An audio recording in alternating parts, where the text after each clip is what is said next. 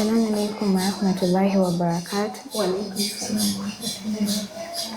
My name is Nakabuya Janet Bironji. I am in Senior 4 East. I am the Assistant Information Prefect 2024-2025, and I am also the editor interviews. So we have hosted you specifically for you to be the person to appear in our interview as an old girl. And we are so happy and glad that you have come, because we had doubts personally. We thought she may come, she may not come, but we are so happy and we are so glad that you made it here today. It means a lot. May Allah reward you abundantly. So, our first question is, briefly, if one may ask, who is Madina? Well, before I answer that, I want to say I'm really honored. When I received the phone call, I felt the whole honor of it, so there's no way I was going to miss it. Yeah, so thank you for giving me the opportunity. I hope I meet the objectives of what you want. Now, Madina is Kanyago Madina. I would describe myself right now as a Muslim girl. I'm a lawyer by profession, what we call an advocate. Madina has been practicing this is my 5th year practicing. I want to be more, of course. I want to be more. I want to be a teacher, teaching law school, yes, at university, and inshallah I'm working on it this year. I'm also a daughter. I have both my parents, alhamdulillah, and I'm born to a father called Kapia Bashir, and my mother is called Babazi Grace. So I'm a Mugwere by tribe from the east, and I studied from Sumayya girls a long time ago. It seems now like a long time ago, because the last time I was here as a student was in 2009. And I served here in the same position, Assistant Information Prefect, I think by Senior 2. I was the Assistant Information Prefect. I served as the Information Prefect by Senior 3. And I was the Speaker, Prefect's Body, both the Prefect's Body and the Dawa. I was also a Dawa, but my major contribution was as a speaker. And then before I left, I was also prefect. I was appointed as a prefect for, I don't know how to, actually I've forgotten the designation I was given, but that is Madina. Okay, so how long were you at Sumayya Girls High School, and how was it by then? I was here for 5 years, and by then, of course, there's a lot of structures we didn't have. It was still it still feels like the same school. The atmosphere, the way you girls are dressed. If I close my eyes, I can picture myself in the same uniform, though a bit smaller because I've always been too small. Yeah, so it was the same. We always paid attention to the religious studies, the petty veils. We loved them, and then the secular studies. The only difference is we didn't have a HM, or HM wasn't headmistress, so that is something that has changed, but it's the same vibe. I was here for 5 years, and this is the environment they've always maintained.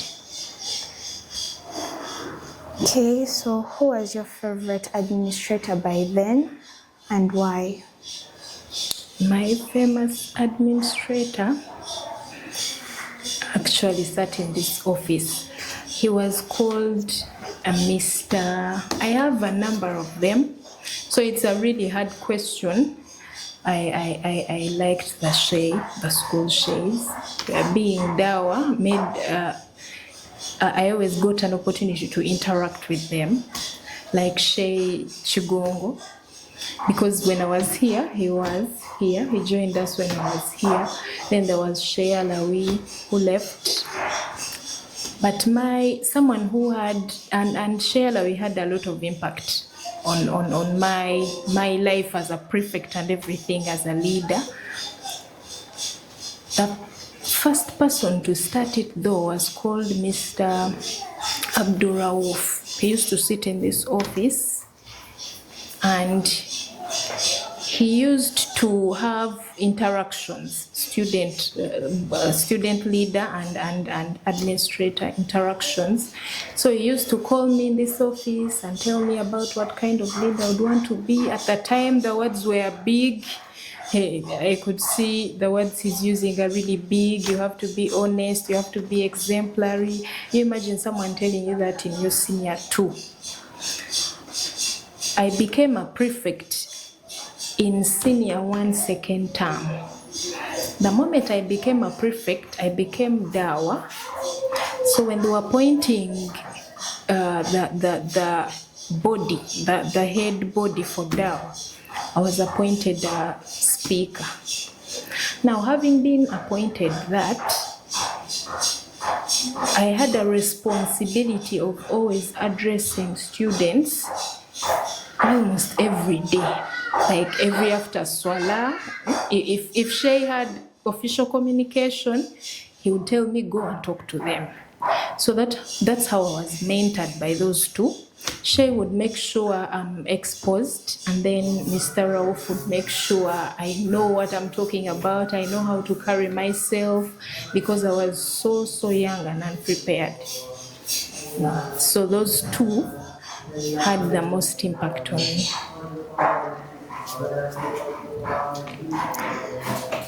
So, Miss Madina, I would love to know what was your combination and why was it that specific combination? For HSC? Yes.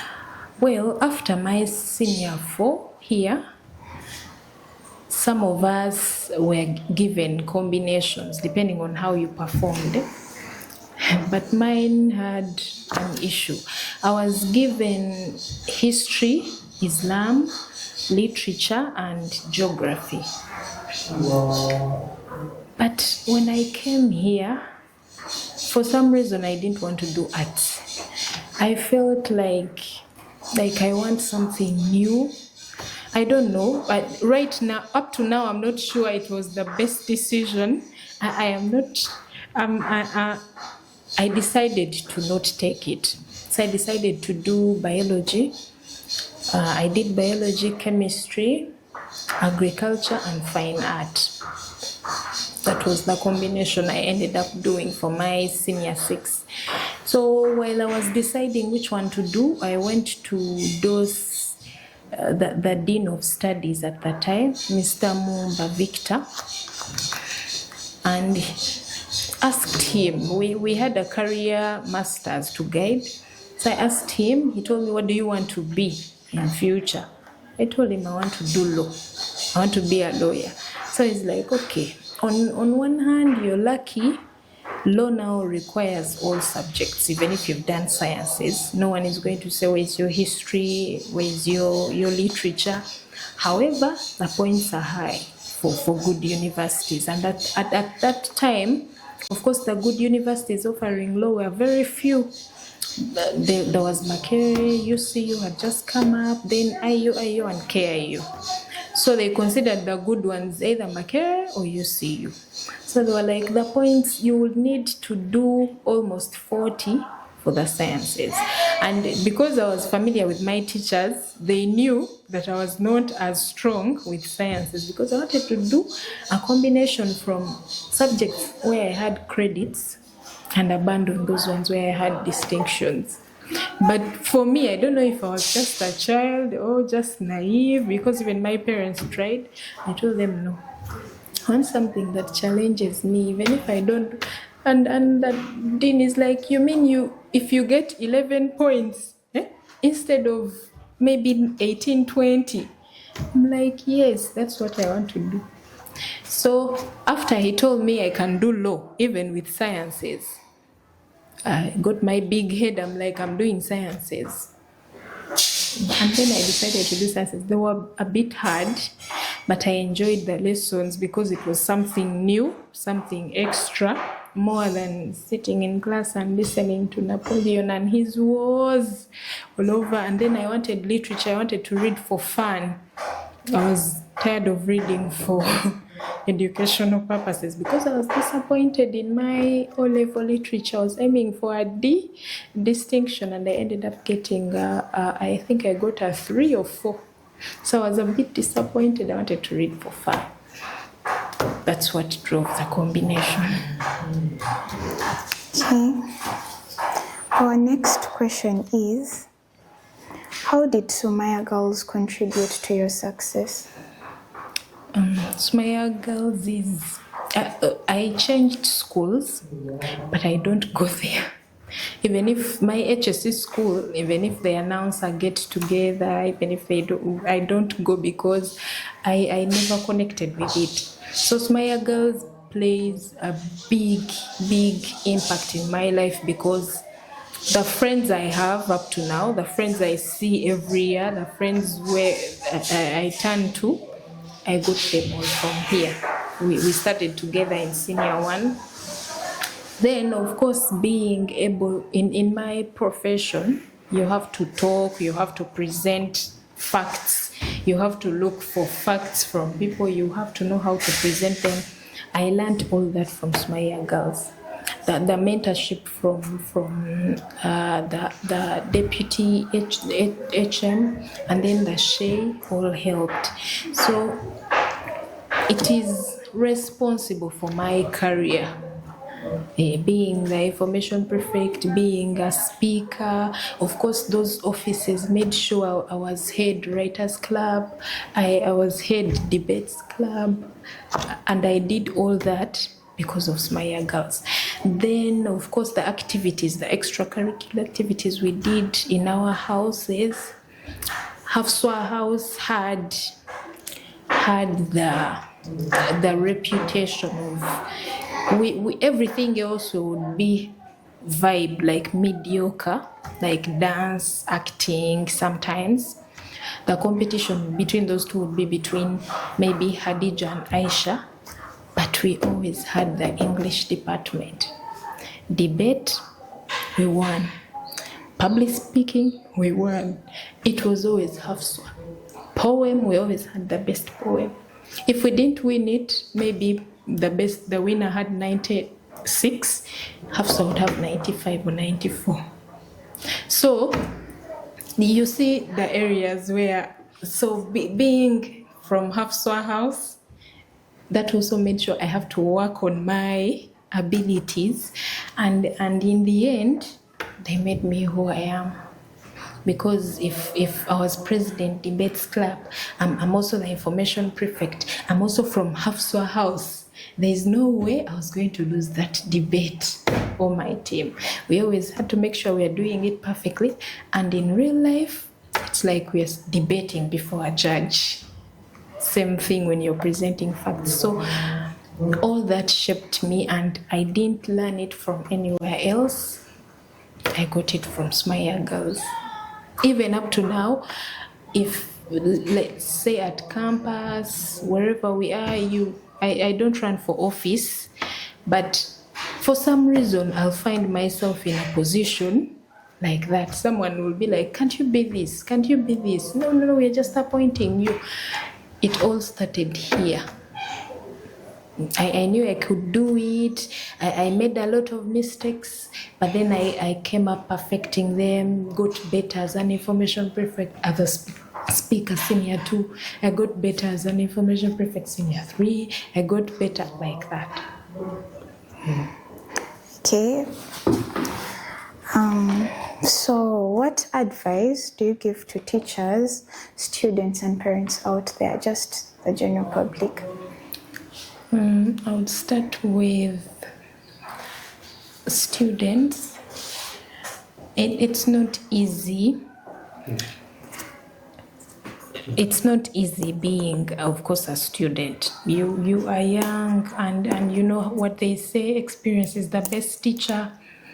You need to be willing to learn, listen to your elders, in this case the teachers. Listen to something, understand it, and then if it works out, you'll do better by just behavior, because you used, if you follow what they tell you. And then don't ever shy away from interacting with administrators and teachers. It helps you. And then for teachers to be, they're our guiders, of course, they know better, but for teachers to always welcome curious students, you don't have to say, this student is always giving me a lot of, like, asking questions in class. Make sure you're approachable, because sometimes for you, you are the teacher, so you know everything. But sometimes the student, their minds are just developing, so they can ask you something that seems silly, but so patience, basically. And then for parents to believe in their children. Sometimes we don't know, sometimes we are stubborn, but if our parents believe in us, that helps. We know that they always have our backs. And especially for a girl child, to always make sure, encourage the girl child. And then for the world at large, now, like Sumayya Girls, the biggest contribution in our lives that Sumayya Girls has given us is elevating our status as ladies. It is, of course, a single school, so girl child is important and a priority for it, but it's not the same. In a mixed school, sometimes girls are overshadowed by the male students. But here, you have to do everything that presumably can only be done by a man with a girl. For example, I remember during MDD, we used to act, and some of our friends would be acting like men, and they pulled it off, and they would be popular. You know that one plays a very, very good father, but she's a girl and she's your friend. I have a friend of mine who used to be in Hafsa house and always played the father, and it didn't affect anything. She was pretty. It's not like she was manly or what, but she gave it her. You can do anything as a girl. And the foundation of Sumayya Girls as a girl child institution is that out there in the world, it doesn't matter what is happening, you can do anything anyone else is doing. However much their background, you can also do it. Okay. Thank you so much. You're welcome. So, Miss Madina, where do you see Sumayya Girls High School in the next 10 years from now? In the next 10 years, first of all, I want to start with something I want to contribute to badly. I'm picturing our association becoming more engaging, whereby we get memberships directly from you guys, not just the people outside already, where we have a mentorship program for you guys, where we can hold workshops outside school, sit down and talk, not one, not two, but different workshops on different things. That is the first thing. Our association really growing, becoming more engaging than it is. And thank God it's just started. So in 10 years, I hope to make it something very, very, very big. So you have people you can directly talk to, because you have a lot of OGs from here that are in a lot of important exposed places. There are people abroad, there are people who are here in Uganda and they are interacting. They had platforms that are really engaging. So it's very important for you to know if you need something, who to approach, and we need to make sure those avenues are safe. They are through, like, I'm a Sumayya and from Sumayya Girls, and you don't need any further introduction than that.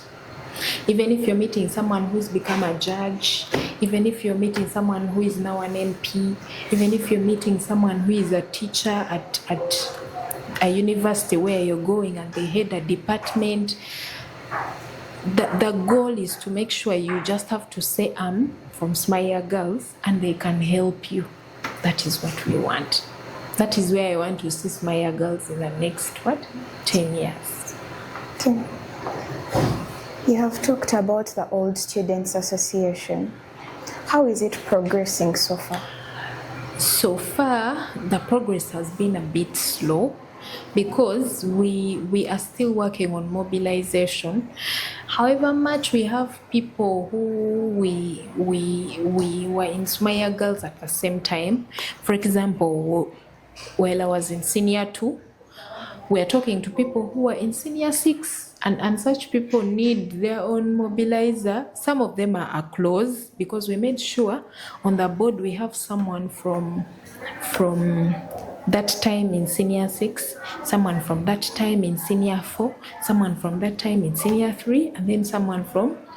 So the biggest challenge right now has been that, mobilizing people to that.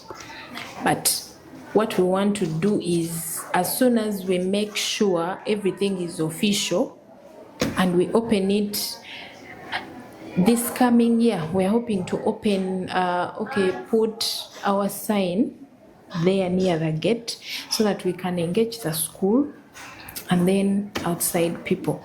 And then the other issue that we have that I'm happy with, that was a challenge, now this is something that I'm happy with.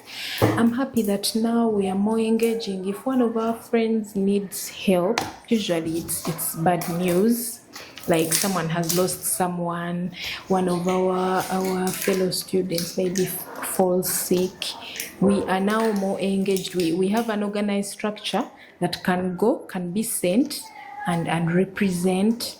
And then even in happy times, like someone is having a wedding or something, we also have that. So I'm happy that it's different from last year when it only fell for people who knew her. But now, even me, even if I didn't know that person or close to that person, they know they can talk to us, and we appear as an association, a unified platform. That is, so far that's how it's going. Okay, so the first thing is you have to understand that you're human and humans make mistakes. There are people who will criticize you forever and bring it up and not understand, but it's not their job to understand that. You have to understand it's your job to know this is a mistake. Everyone makes mistakes. Once you understand that, the next step is to move on. How do I correct from this? Now, for me, I thank God that I easily accept such things. You have to have a figure, someone you can talk to. Because sometimes when we listen to ourselves, sometimes we are only criticizing and not building. But if you look at someone and they tell you, okay, it was a mistake, but I don't even think it's this bad. This is how I see it, and this is how you're supposed to do it. It helps. So talking about it, having that figure in your life, for example, right now, I think the whole of Sumayya Girls OG still talk to Shay. We still call our shays. You can find someone and they tell you, I was going through this, and then I called Shay and he told me, recite this dua, read this. I remember there was a time I had applied for a job and I didn't get it. So I was talking to Shay and that morning, and it was really helpful because he told me, you'll get other things. And then he said, instead of doing this, do this, do this, do this. So always make sure you maintain those ties with people who helped you before, people who know you, people who remember your strength and your weaknesses. Because now Shay was telling me, I know for you can't do ABC, but you can do EDF. So make sure you do EDF. So up to now, over 15 years, we still call our shays, we still talk to our friends. So that means you have to be grounded. If you understand that and stay grounded, meaning you have someone to talk to and you can talk to anyone. There's a mistake, there's something I regret a bit. I think it was in the last year after we came here. There was a student from here. She was in her senior 4. So after she called me, the first time there was sports, when we had sports up there. So she called me and she told me, you know what, I don't think I'm going to go back for my HSC. My parents might not pay for HSC, so after senior 4, it's going to be done. So I told her, no problem. There are always other avenues. She told me when we were sitting in that square there. So I gave her my number. After senior 4, she called me. And then she told me, okay, now I want a job. So I told her, it's not going to be easy, of course, getting a job. And remember, this is a young girl. You can't just tell her, come and work, do this. She's like, so you mean there's nothing I can do? I don't know. I was a bit distracted. So I don't remember what I said. But after that, I lost contact with her. By the time I remembered, because we have an OG, actually the next time we come on to bring her along, she's like a manager for some institute that teaches other things like being a barista, how to cook, and everything else. So when I talked to her, I remembered her. And I was looking for her number to make sure they are connected, ask her what she's doing, what she's up to, but I lost her number. So I was thinking, I wish I had a record where sometimes I get different phone calls from you people, and I try to save, but some use different numbers, so you find yourself. So I realized we actually need a system where at least you note such people down and give them options. Sometimes what someone needs is an option. Because when she was asking me here, she wanted to know, does life end, education end, if your parents are not going to pay for HSC money? Which is not true, because there's a lot of options, and not these options how we look at them. You know, as young people, we tend to look at certain things in against a color course, that seems bad. No, there are a lot of good options. Even you can study and become an accountant, an auditor. After that, you just go and do a certificate. So I just wish I talked to her more, saved her number, so that I can share such options. Okay. So back to the words of wisdom. The words of wisdom I would give is believe in yourself. Whatever happens, never stop believing in yourself. You have to be your number one fan. When I received Shay's phone call, I was at a hospital with a friend. She's actually the chairperson of the All Students Association. She's around. She's just had a baby. I think after here I'm going to see her. So we were in the hospital together that day.